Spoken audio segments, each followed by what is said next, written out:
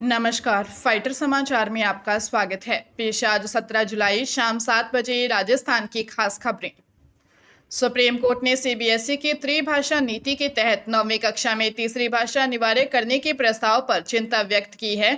Justice बीवी नागरत्ना और justice R Mahadevan की पीठ ने केंद्र को मौखिक सुझाव दिया कि 9वीं कक्षा से अतिरिक्त भाषा का बोझ न डालें, क्योंकि इससे छात्रों का तनाव बढ़ेगा। अदालत ने सलाह दी कि इसे 5वीं या 6वीं कक्षा से शुरू किया जाना चाहिए ताकि 9वीं तक पाठ्यक्रम पूरा हो सके। यह टिप्पणी तमिलनाडु सरकार की एक याचिका पर सुनवाई के दौरान आई। सीबीएसई ने 15 मई को 9वीं में 3 भाषाएं अनिवार्य करने का सर्कुलर जारी किया था, जिससे सत्र के बीच में पाठ्यक्रम और किताबों को लेकर छात्रों में भ्रम की स्थिति पैदा हो गई थी। हालांकि सीजेआई सूर्यकांत की पीठ ने इस सर्कुलर पर फिलहाल कोई रोक लगाने से इनकार कर दिया है। सीबीएसई ने राहत देते हुए वर्तमान बैच को बोर्ड परीक्षा से छूट दी है। राजस्थान पुलिस की स्टेट साइबर क्राइम टीम ने ट्रेंडिंग और आईपीओ में निवेश के नाम पर 50 करोड़ रुपए से अधिक की ठगी करने वाले एक अंतर्राज्यीय गिरोह का भंडाफोड़ किया है। पुलिस ने हरियाणा के फरीदाबाद के टेरा प्लस प्राइवेट लिमिटेड के डायरेक्टर देवेंद्र शर्मा और निखिल लूथरा को गिरफ्तार किया है। आरोपियों ने जयपुर के एक डॉक्टर को विकासा कैपिटल नामक फर्जी पोर्टल के जरिए शेयर बाजार में निवेश का लालच देकर 61,77,000 रुपए की चपत लगाई थी। गिरोह व्हाट्सएप और टेलीग्राम के माध्यम से फर्जी लिंक भेजकर लोगों को झांसे में लेता था। आरोपियों के खिलाफ देश भर में 250 से अधिक शिकायतें और 50 एफआईआर दर्ज हैं। शुरुआती जांच में सामने आया कि ठगी की रकम को विभिन्न फर्जी फर्मों के बैंक खातों में स्थानांतरित किया जाता था। फिलहाल पुलिस आरोपियों से गहन पूछताछ कर इस बड़े नेटवर्क के अन्य सदस्यों की तलाश कर रही है। डूंगरपुर के दोबड़ा ब्लॉक स्थित राजकीय प्राथमिक विद्यालय मारगिया महुड़ा में जर्जर भवन की छत का प्लास्टर अचानक गिरने से 2 शिक्षक गंभीर घायल हो गए।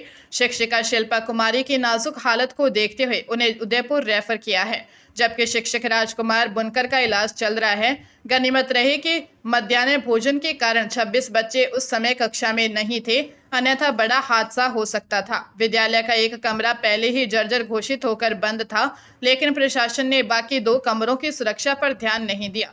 ब्लॉक शिक्षा अधिकारी ने इसे लेकर जांच और बच्चों को सुरक्षित स्थान पर शिफ्ट करने का आश्वासन दिया है। घटना के समय शिक्षक विद्यालय की जमीन के पट्टे से संबंधित प्रत्याचार कर रहे थे। प्रशासन की यह लापरवाही एक बार फिर जर्जर स्कूलों की बदहाल स्थिति को उजागर कर रही है। पंजाब कांग्रेस में चल रही आंतरिक गुटबाजी ने पार्टी हाईकमान की चिंताएं बढ़ा दी हैं। हाल ही में दिल्ली तलब किए गए पूर्व सीएम चरणजीत सिंह चन्नी और उनके समर्थक नेताओं को हाईकमान ने अनुशासित रहने की सख्त नसीहत दी है।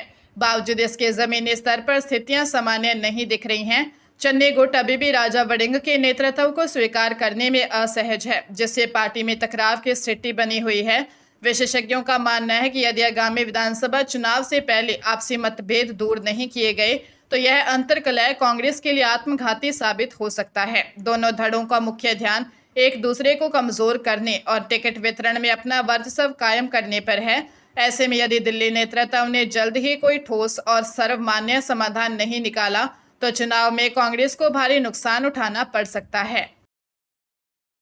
जयपुर स्थित शिक्षा विभाग ने 19,395 चतुर्थ श्रेणी कर्मचारियों को बड़ी राहत देते हुए मनचाही पोस्टिंग के लिए काउंसलिंग प्रक्रिया अपनाने का निर्णय लिया है। इसके तहत अब कर्मचारियों को पोस्टिंग हेतु नेताओं के चक्कर नहीं काटने पड़ेंगे और वे काउंसलिंग के माध्यम से अपनी पसंद के स्कूल का चयन कर सकेंगे। कुल चयनितों में 16,411 नॉन टीएसपी और 2,984 टीएसपी क्षेत्र के हैं। काउंसलिंग से पूरा विभाग मेरिट के आधार पर जिला आवंटन करेगा, जिसके लिए चयनितों से ऑनलाइन विकल्प मांगे गए हैं। अभ्यर्थी 17 से 21 जुलाई तक शाला दर्पण पोर्टल के जरिए अपनी प्राथमिकता के अनुसार जिलों का चयन कर सकते हैं। विभाग ने स्पष्ट किया है कि यदि कोई अभ्यर्थी तय समय सीमा में अपना विकल्प नहीं भरता है तो जिला आवंटन का निर्णय लेने के लिए विभाग स्वतंत्र होगा। हरियाणा के यमुनानगर की गंगानगर कॉलोनी में करीब 3 साल पहले हुए संदीप हत्याकांड में अदालत ने 4 आरोपियों को दोषी करार देते हुए आजीवन कारावास की सजा सुनाई है। अतिरिक्त सत्र न्यायाधीश रजनीश कुमार की कोर्ट ने करण उर्फ कन्नी, इमरान, प्रिंस उर्फ अड्डा और राजा उर्फ कालू को हत्या का दोषी मानते हुए प्रत्येक पर 35,000 रुपये का जुर्माना भी लगाया है। मामला 24 जुलाई 2023 का है, जब आरोपियों ने रंजिश के चलते संदीप पर जानलेवा हमला किया था। गंभीर घायल संदीप की पीजी चंडीगढ़ में इलाज के दौरान 2 अगस्त 2023 को मौत हो गई थी। पुलिस ने मामले में 4 नाबालिगों समेत 8 लोगों को गिरफ्तार किया है। नाबालिगों का केस किशोर न्याय बोर्ड में लंबित है, जबकि मुख्य 4 आरोपियों को ठोस साक्ष्यों के आधार पर कोर्ट ने उम्र कैद की सजा सुनाई है। पुलिस मुख्यालय ने पुलिस विभाग से अन्य विभागों में डेपुटेशन पर जाने वाले इंस्पेक्टरों के लिए नियमों को सख्त कर दिया है, जिससे आवेदन करने वालों की संख्या में भारी कमी आने की संभावना है। एडीजी कार्मिक बिजू जॉर्ज जोसेफ द्वारा जारी नई गाइडलाइन के अनुसार अब विकास प्राधिकरण, यूआईटी, नगर निगम, आबकारी विभाग, आरएसएमएमएल, रोडवेज और रेरा जैसे विभागों में प्रतिनियुक्ति के लिए वही इंस्पेक्टर, आईबी और दूरसंचार आरएसी कर्मी आवेदन कर सकेंगे जिन्होंने 5 वर्ष की सेवा पूरी कर ली है। साथ ही प्रतिनियुक्ति पद के समकक्ष पद पर पदोन्नति को कम से कम 2 वर्ष पूरे होने चाहिए। इसके अतिरिक्त यह एक शर्त भी रखी गई है कि पिछले 5 वर्षों में संबंधित कर्मी किसी अन्य विभाग में प्रतिनियुक्ति पर नहीं रहा हो। इन नियमों के लागू होने से प्रतिनियुक्ति प्रक्रिया अधिक पारदर्शी और अनुशासित होगी। जयपुर के बाद अब राजस्थान के जोधपुर, कोटा और उदयपुर में जल्द ही भारत टैक्सी सेवा शुरू होने जा रही है। जयपुर में सीएम भजनलाल शर्मा इसकी आधिकारिक लॉन्चिंग करेंगे, जिसके बाद अगस्त के अंत तक जोधपुर वासियों को यह सुविधा मिलने लगेगी। जोधपुर में मैपिंग का कार्य पूरा हो चुका है और 3000 ड्राइवरों को जोड़ने का लक्ष्य रखा गया है। कोटा और उदयपुर में भी इसी महीने मैपिंग पूरी होने की संभावना है।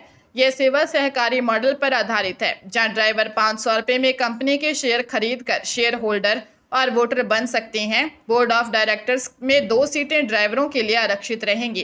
कंपनी का दावा है कि किराया किफायती होगा और व्यस्त समय में भी नहीं बढ़ेगा। राइड की पूरी कमाई ड्राइवर को मिलेगी, उन्हें केवल एक सामान्य शुल्क देना होगा। इसमें कार, ऑटो और बाइक चालकों को प्राथमिकता दी जाएगी। पूर्व मुख्यमंत्री अशोक गहलोत ने सोशल मीडिया के जरिए भाजपा सरकार पर हमला बोलते हुए आरोप लगाया कि राहुल गांधी के नेतृत्व में छात्रों द्वारा उठाए जा रहे मुद्दों से सरकार घबरा गई है।